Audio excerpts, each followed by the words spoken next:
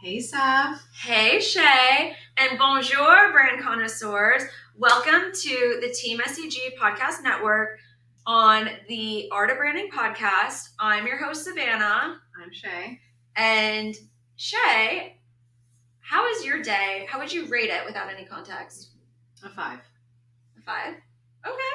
That's pretty average or pretty excellent. Out of 10. Okay, pretty average. Got it. You?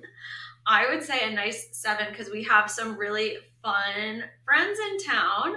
But without further ado, let's address the elephant in the room, Shayna. Coaching and why you need it inside of your business is the main elephant in the room. And with that, we want to introduce my friend and our business consultant and coach, Ashley McCune. Welcome. Hi, ladies. How are you today? Great, What rate your day without any context, being that you're here? 9.5. Okay, that's really for good. sure. But where's the other 0.5, Ashley? It was here at 10 a.m. Yeah. But now we've reached. We haven't started drinking yet. Exactly. We haven't gotten to our dinner quite yet.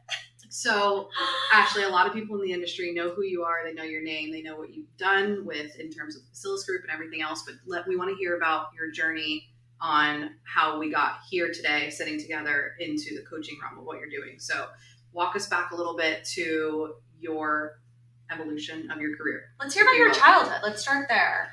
Childhood. Wow. Okay. So, Take it all the way back. So about, 29 years ago, I was born. We'll just go with that. Oldest of 4. So I was always kind of the boss. Most kids played Barbies. I played Office. I was like that dork. I literally got the JCPenney catalog for Christmas, and the back page every year was the Office kit, and I would send it to Santa. I want to play Office. Knowing you now, I guess that makes so much sense. I can see that so clearly. And I think, and I'm going to say this. I feel less prepared. I think for her to be here now. I think that the best, like the strongest women didn't play with Barbies. I played with brats. That's fair. That explains a lot. That explains a lot. And it shows. I was not playing Office, so I'd probably be in a little bit of a better position if I was. So, all right. So we have an infatuation with business at a very young age. Yes. In all honesty, I was never that crazy athlete, but I, at 16, started working and realized that I absolutely had a talent and a gift. And what was your first job? I worked at Office Max, the copy center. So she went from the JCPenney Office kit to a career high at this point at Office Max. Exactly. She's like, wow. That's manifestation if I've ever seen it. I really love Office supplies. Just saying. Let's go. So then I actually moved over to Verizon. I started selling cell phones and pagers. I don't know if either of you owned a pager. I did own a pager. Never. No. Back in the day that they said if you own a pager, you're a drug dealer. But I wasn't a drug dealer. I was also never a drug dealer. You were just a phone dealer. So I worked in retail. I worked for the Gap for a while. Ooh, that's chic. Yeah, the long and lean jeans were my best friend. I got them at 50% off. It was great. So she was always the stylish one. Yes. No. Gap was it back in the day. It used to be cool. It used to be really. It still is cool, but it used to be really cool. And I think that their retail program, their retail management program or whatever, it's pretty prestigious and hard to get into. Yeah. Right? So I was management at Gap, and then finished college and went into their merchandising. So I would go around merchandise stores. Loved that until I realized the hours were terrible. You were working overnights. And so I applied for this job at a promotional company. And so I grew up as my dad was in office supplies, and obviously I loved office supplies. And I'm like, okay, I'll apply for this company because I would want to stop working retail. And it was Gateway CDI in St. Louis. And I truly didn't really know a lot. I didn't even know that industry existed in all streets. Who did? You didn't learn about it in college. Yeah. How old are you at this point? So I'm 23. So she's actually an example of someone young entering into the industry. Yeah. We talk about all the time how it's so hard to get youth to want to come in here. So that's interesting. Well, it's gotten better because I'll tell you, when I joined the industry, the idea of women's apparel was a polo cut shorter. Well, no, exactly. I mean, it was awful. No, and that's insane. I think that the promotional products industry or promotional merchandise industry is kind of the ugly stepsister of retail. Everybody looks at retail and they're like, ooh, but it's two sides of the same coin, essentially. Anyway, Yes. continue. Yeah. So anyway, I started at Gateway CDI. Chuck Vandos, Conrad Brady, my first bosses, and it was a lot of fun. And I started in marketing, then moved over to sales. And funny enough, it was when Facilis Group, which was Panda back then, and Martin Weber and Dan Rochette, the founders, met Chuck, and I loved the technology side.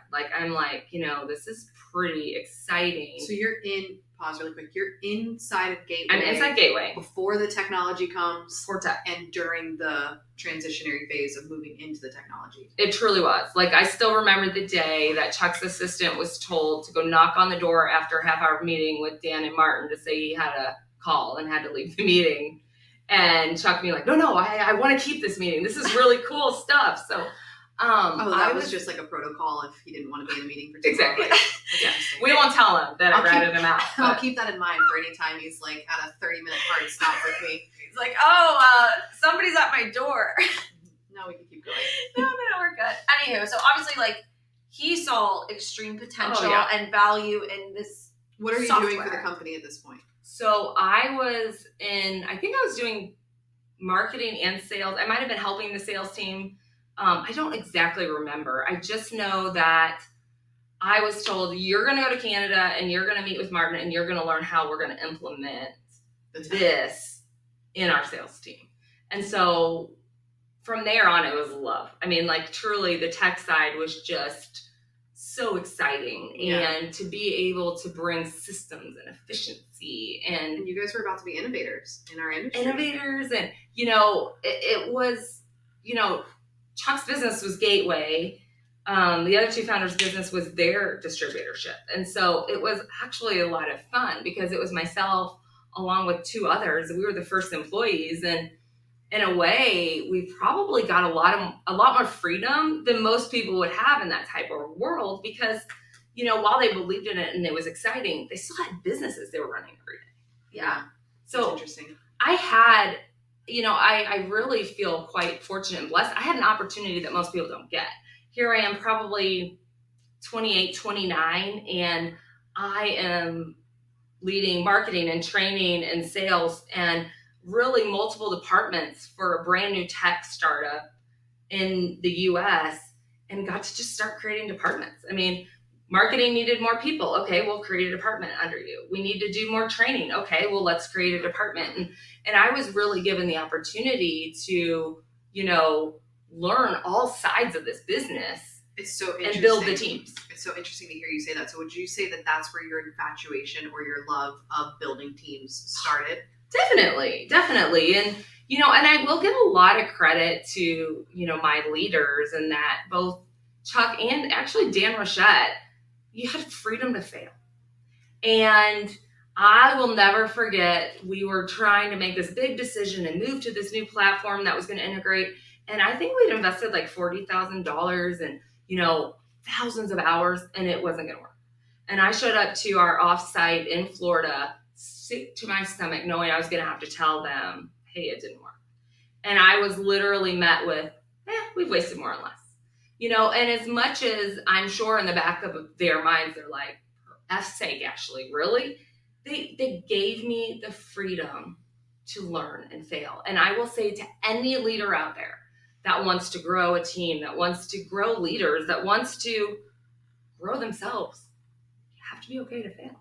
Because it's not from winning that you learn. Yeah. It's from failing that you learn. Yeah, I think that there's a lot of freedom in that too, in the way that you are able to kind of recognize that that was something that made you really comfortable in developing your own skills. Yeah. Is really, really cool to hear and inspiring, because I think with where we're at now, that's at the forefront of our mind. Is every day it's kind of learning something new, but also with all the learning comes, we'll call it experience. I think it's a pivotal shift though in what you said, because there's so much depth in the concept of being free to fail, right? Because I think that anyone can say it, but to actually go through it and give yourself that grace is, in my opinion, what's been so instrumental in the company's growth from here. Because it takes away a little bit of the risk. I mean, you're not playing with monopoly money. Sure. We're playing in a real world with real business and real consequences, but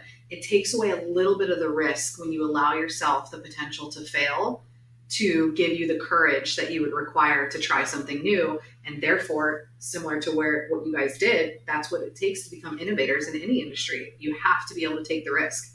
And I think not a lot of people do, myself included, up until, about 12 months ago, because it's not worth that fear of failure. So getting past that fear of failure because your leaders or your team supports it, I think is a huge key that a lot of people miss. So you're implementing technology. Yeah, technology's, at the forefront of your mind with implementation, team building, all the things. What next? What happened? So Facilis continues to grow. I will tell you, the business changed when the founders sold their primary businesses, right? So between Dan Martin and Chuck, I would say within 3 to 4 years of each other, they all had sold their distributorships. This becomes their main business. We continue to evolve, add partners, grow in the US, add new technologies, right? And then at some point, the owners decided, hey, it's probably time to look to make an exit. And I will tell you that, give Chuck Fandos a lot of credit. Don't tell him again I said this. But he took me to dinner and he says to me, what do you want to do next? And I'm like, well, I mean, I like the operation side. I like the technology side. Maybe I could sit in a Dan chair as kind of a visionary for the company. And he's like, why don't you want my chair? And I said, so do you think he already had that predetermined path for you, in the sense of like, he had been mentoring you for all these years and he felt like I'll tell you guys, I don't know. We've had some difficult chats over the years, and I've been challenged many times on maybe colleagues of mine that were better suited to roles. But that day... Oh, that's tea. That's spicy. That's tea. That's for another podcast with alcohol. A different element. Exactly. But I will tell you that it was that belief in me and that unwavering support that day he said that, and I said yes. He didn't stop believing in me. Yeah. And it takes having someone believe in you.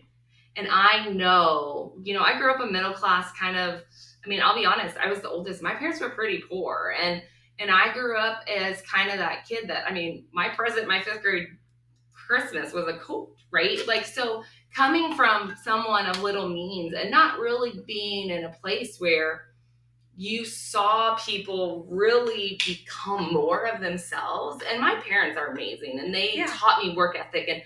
But to have someone say to you, why not mine? I believe in you. It changed the trajectory of where I went from there. And it gave me that confidence that despite all the imposter syndrome that everybody feels at different times in their life, to go, I'm not going to let him down. It's his baby. And he believes that I am qualified to take it over. And I am, damn it. And honestly, it was from that point on that, trust me, if you ever want to talk about due diligence and private equity and we all can the have more fun, chats, sexy things. But he believing in me gave me the opportunity to really grow. And then I'm proud to say that, taking over the company, and I was in a transition year in 2019, and then it was January of 2020 that it was announced, Ashley McCune, president of Facilis Group. How do you get past this glass ceiling that I think we all put on ourselves, right? Yes. As women first. Yes. Whether it exists in the corporate world or not, we will automatically, I think, always put one in front of us until we break it. So what about that journey for you in breaking through that first glass ceiling of actually accepting the position first and putting yourself in the vulnerable space, knowing you need the freedom to fail, but the stakes of failure are so much higher now when it's all on you. So what's that mental journey for you? So, it's interesting you say that. And I guess I will say that there was a part of me that always felt I was running the business. And I always said, I'm number 4 to 3 men who don't ever agree. And you were the conductor building the teams at that time, essentially. I was. And I had great, don't get me wrong, they had lots of opinions and there was great, of course, mentorship. But lots of opinions. But what became interesting is that I didn't realize how being in that second chair, how much went to them. And all of a sudden, all eyes are on me. And it was a journey of, first of all, going, who am I going to be as a leader? Because I didn't know Ashley as a leader, and everyone knew Chuck, and everybody knew how. Yeah, he's famous. I mean, in the industry at this Person point, of the year, I think that same year, right? 2016 person of the Oh, year. it was 2016, all right. So I had a couple years since. Those are big shoes to fill. Yeah. And it's funny, the people that had so many opinions. And it took me a little while to say, I'm not Chuck, I'm me. And I'm going to be okay with being me. And then I will tell you guys that as leaders, everyone gets to that point where they look around the table, and while certain people take you to a certain place, the 3 founders had left. And I quickly realized I didn't have a team around me. Now, there were a few people that still came on the journey, and they were amazing. But it was quickly that I realized I had to find out what Facilis was going to be. Because we are now a privately held company with different goals. Still the same desires of community and innovation, and that hadn't changed, right? I will tell you that Chris Lee, who was the CEO of Pebble Group, very much understood who Facilis was. He had bought Gateway CDI.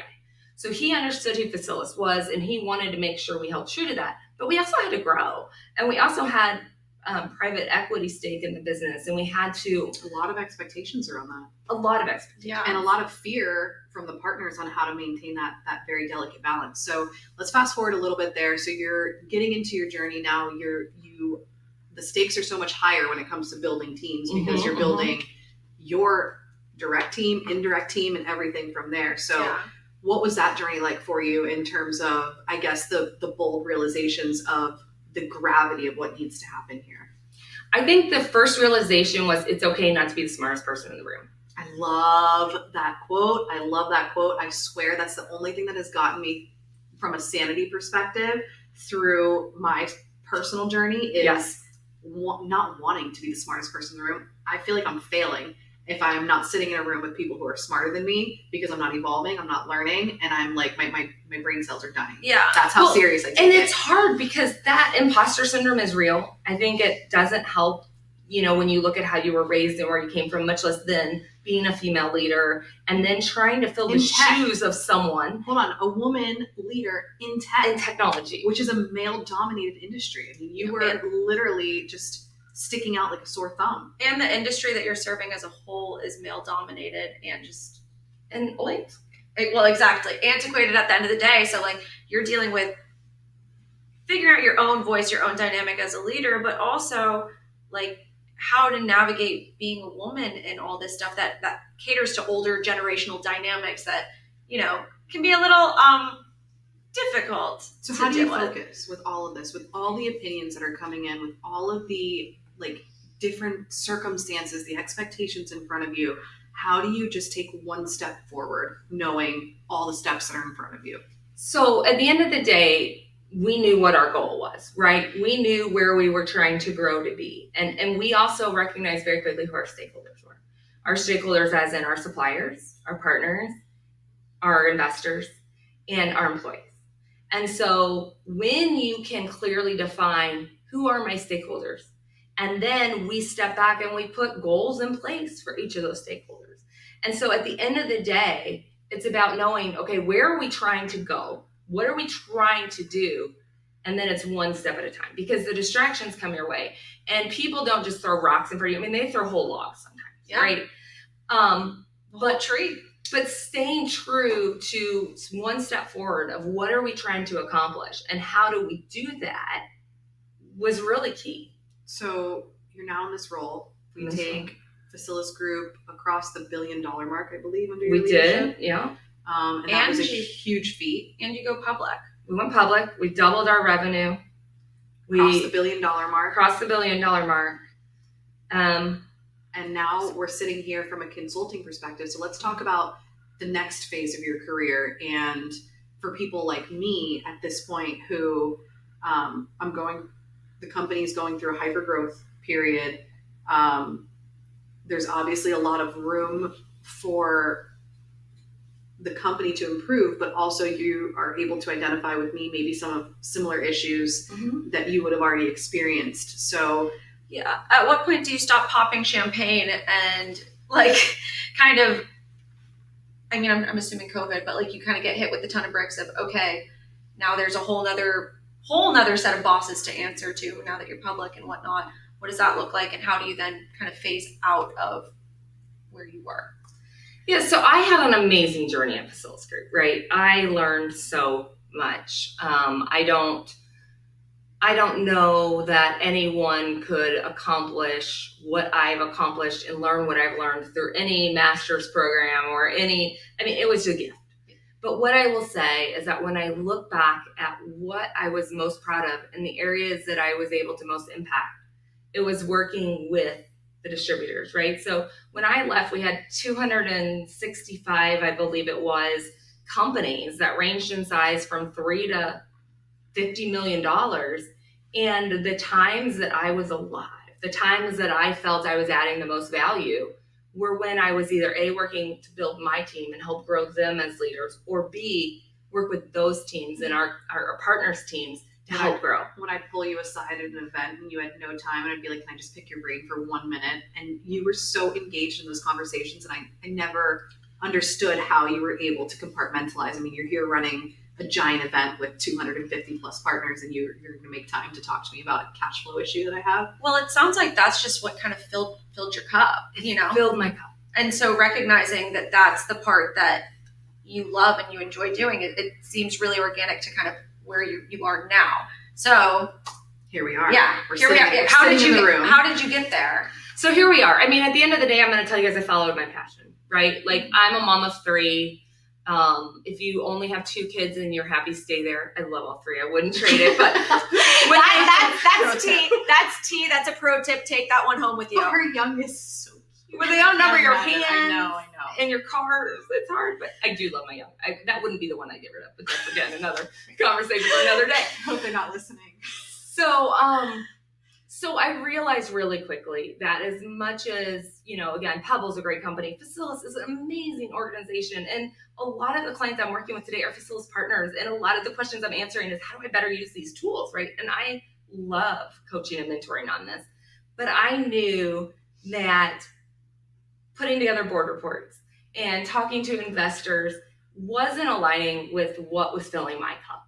And so I created a way to leave in a very hopefully well-respected way. I love the team I built. I wish Pebble and Facilis nothing but amazing, and yet also take everything I learned in building a whole new team, motivating people.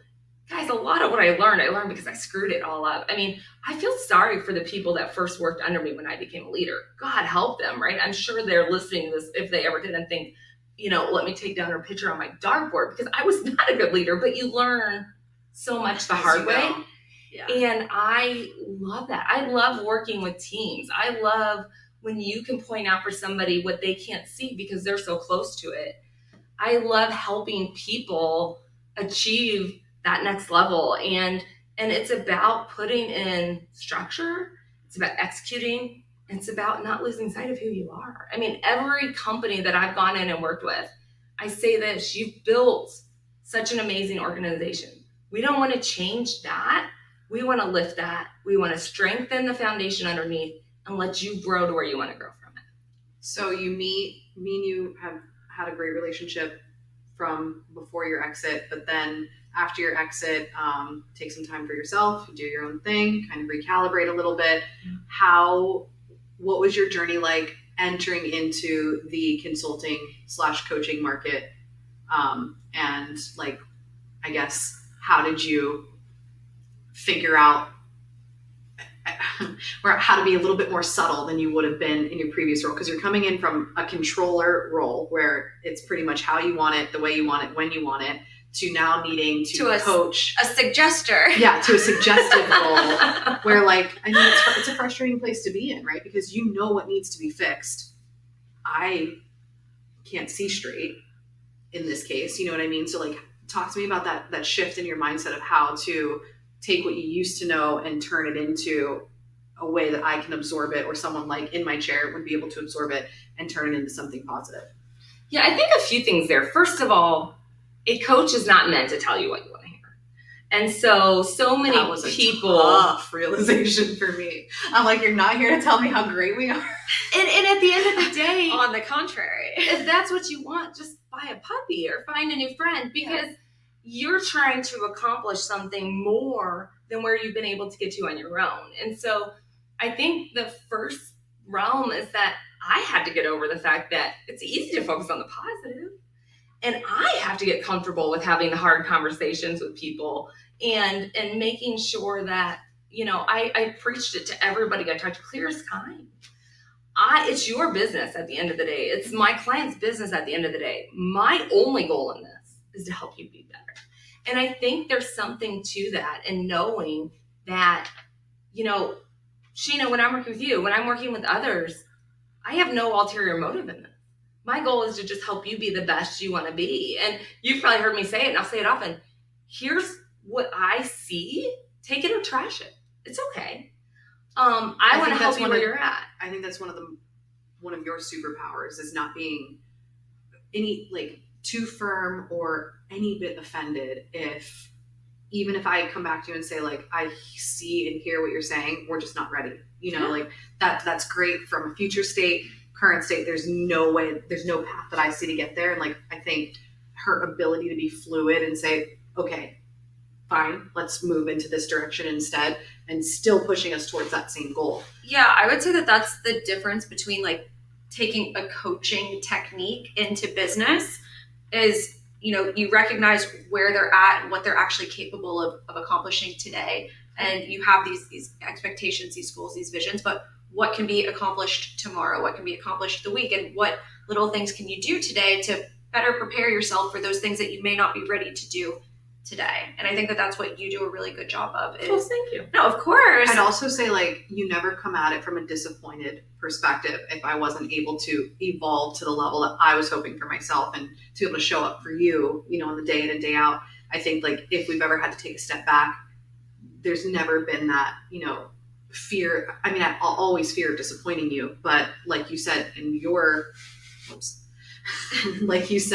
journey, that fear of failure, we've always been able to have that in the sense of, like, let's try it. If it works, great. If not, we'll pivot and go from there.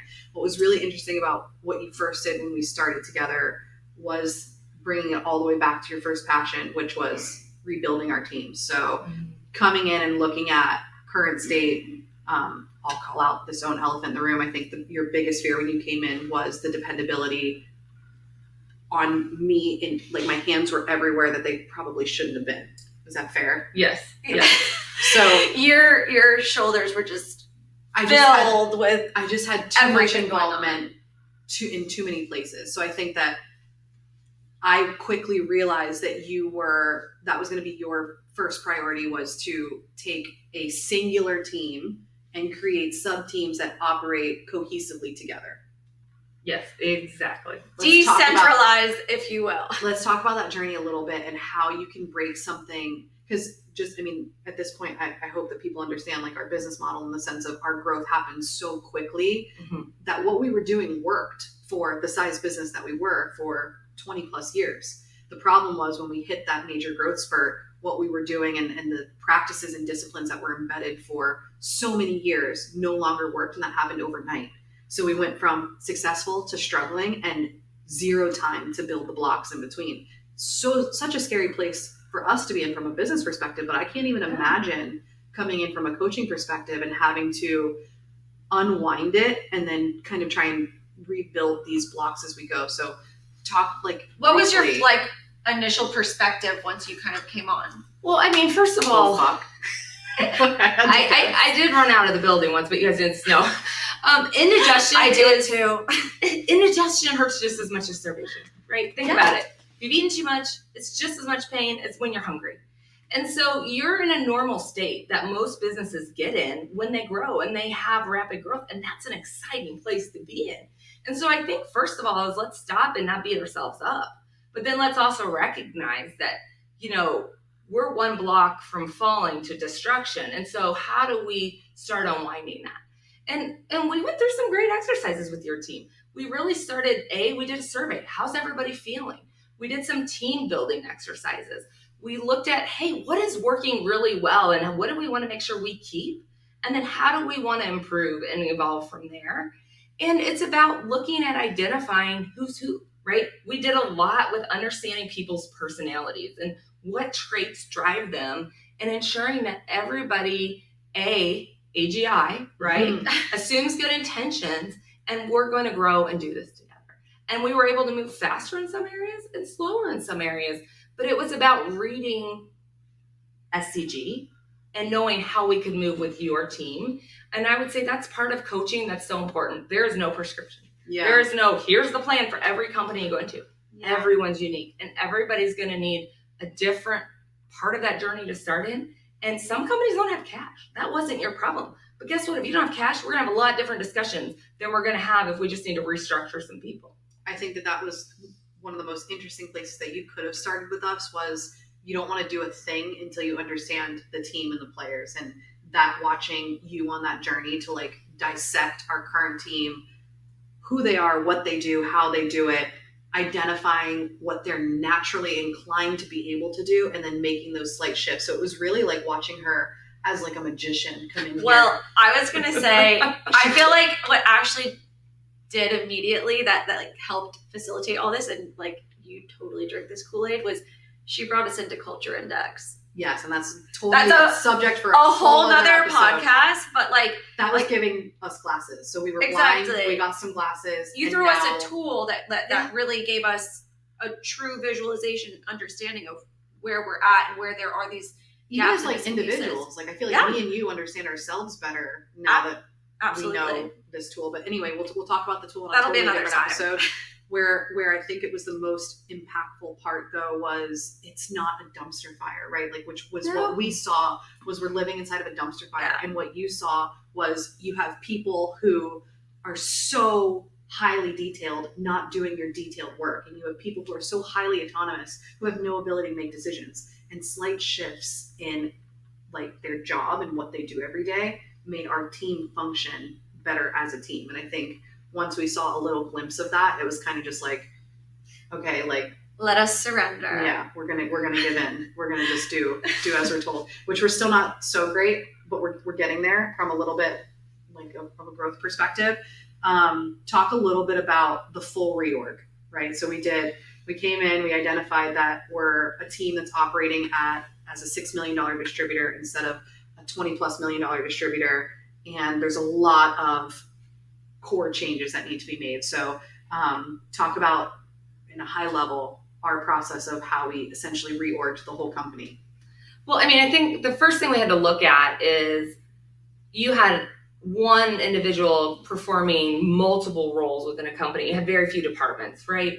So it was about looking at, okay, how do we change this from being, what you call teams, but we're really individual contributors doing everything, to A, building departments, and then B, building trust to get people to let it go. I think the other opportunity that you really had, Shayna, was building a leadership team around you. You had everything falling on you, somewhat self-inflicted, but also my own toxic She's a masochist. My own toxic Hey, you've grown a lot in the last few months, friend. Honestly had to, I'm like Elsa through and through. All I do is let it go at this point. But that was a lot of therapy hours that you donated pro bono. You're welcome. And then it was about creating your leadership team, and your leadership team starting to understand who's the first team. Tomorrow we're getting ready to do a 5 dysfunctions workshop, and I think everybody's scared, and I'm excited. But I'm terrified. I'm actually excited about this, Ashley. Good. You probably read the book too. Of course. I read the book. I swear to God, I read the book. Yeah. But I'm still terrified. But this is like another tool and exercise that Ashley in the book, brings 3 people didn't make it, so I'm terrified. Your job's secure as long as you keep paying. Yeah, you're good. You're good. But anyway, so I just found it really interesting. I think that's one of the, we're still very new in our journey together, but I think that was one of the most pivotal things that we've done so far is the fact that like we've been able to evolve from the $6 million mentally, like, right? Like we know physically, I mean, look at the building we're in and everything else. Physically, we're not in the $6 million mind space anymore. But up until the beginning of this year, we were very close to it. We were not far away from that $6 million mindset. So now we have a lot of, I guess, proof is in the pudding in front of us in terms of how to level up to perform at well, you've seen the results, right? at the end of the day, implementing the huddles, looking at how are you going to communicate with each other? Who owns what? What are the roles? What are the responsibilities? And having someone come in on the outside who can see for you because you're too deep in it to see it yourself. Yeah. So to kind of wrap everything up, what would you tell people who are hesitant to make the jump into like a consulting or a coaching investment, especially someone like me who just didn't even know, I didn't even know we needed it until we had it. I had no idea the benefit of, I guess like from a company perspective, what I'll say is it's a lot harder to bring someone on in a full-time capacity that you don't know if they're going to work out or not than to bite off having a coach for however long your company can afford it or can benefit from it. I think that difference people don't know enough about and should, I guess, be more exposed to it. So what advice would you give someone who might even be considering it or be in the place that I was in when we got started? I mean, at the end of the day, there is not a single successful human, business leader, athlete, actor that doesn't have a coach of some sort. So if you are trying to get through to that next level, if you're in a place where you question if you even want to continue to run the business because it's taken over every aspect of who you are, if you need someone to make sure you're not crazy or help you make those hard decisions, that costs extra. That's the premium package. Look to hire a business coach. Look to join an organization like a YPO or to bring someone in that can help you see your flaws. I can tell you right now, your team's going to tell you you're great all day long. You need someone that's going to be honest with you, that's going to help you see to your future opportunities and capabilities, that's going to give you permission to give yourself some balance in life. And that's what I love to do. That's why I got into this. I'm launching Exec to Coach officially with 5 new coaches. You guys are first to hear. Oh my gosh. I'm actually going public with it in the next next week or two. So maybe by this is published, you'll hear it. But Chuck Vandos, one of my first mentors, has actually joined my business. I'm excited to hear. A whole new elephant in the room, maybe an episode with the 2 of you. You never know. Strong acquisition. Oh my gosh. Tell him what he thinks I'm now his boss. How did that work out, right? Oh my gosh. What a roundabout moment. We're definitely going to have to go in. We're going to have to go into that further. But how would people reach out to you or get a hold of you if they wanted to? Yeah, plug yourself up. All right, exectocoach.com, EXECTOCOACH, or Ashley at Exec to Coach. That would have been terrible if you butchered that. Yeah. I'm so glad you did that. I'm like, wow. I know, I did not butcher that. And you know what, at the end of the day, I love working with business leaders. I love working with female leaders. I love working with teams. Well, this team loves working with you. So we could not appreciate more what you've done to help our company. And honestly, I don't know what I was thinking, not taking the dive into this sooner, but I'm kind of glad I waited because it wouldn't have been an opportunity to work with you had the timing not been perfect. So thank you for giving us a little peek into your brain. Yes. Come back anytime. I'm sure you guys, and now that we know that like maybe even you and Chuck will be back on an episode soon.